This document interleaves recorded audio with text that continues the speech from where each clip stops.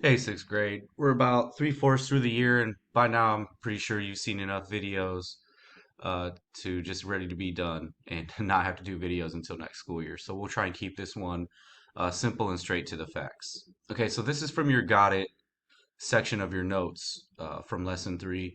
So what they want you to do is take the two fractions and put both numerators on top. So let's do that. Let's put 5. Whoops, let's switch to the ink here.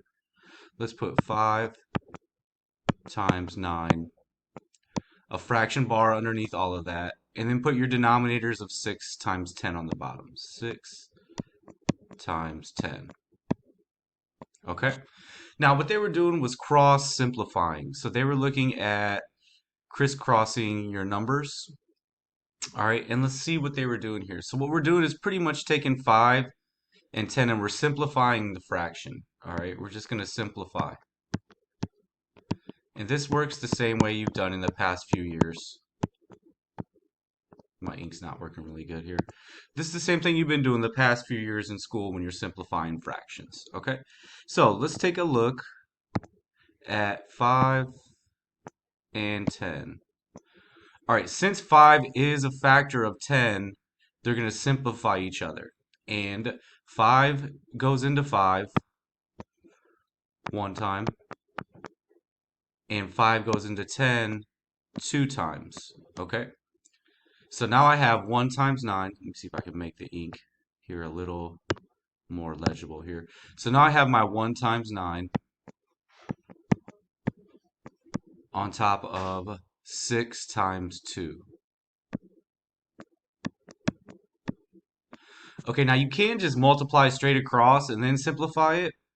This will save you a step of having to multiply big numbers, and you can also kind of do this a little more with mental math than actually having to write everything out. Now, we can do the same thing again with the 6 and the 9, okay? And they both share a factor of 3. So 6 divided by 3 is going to be 2.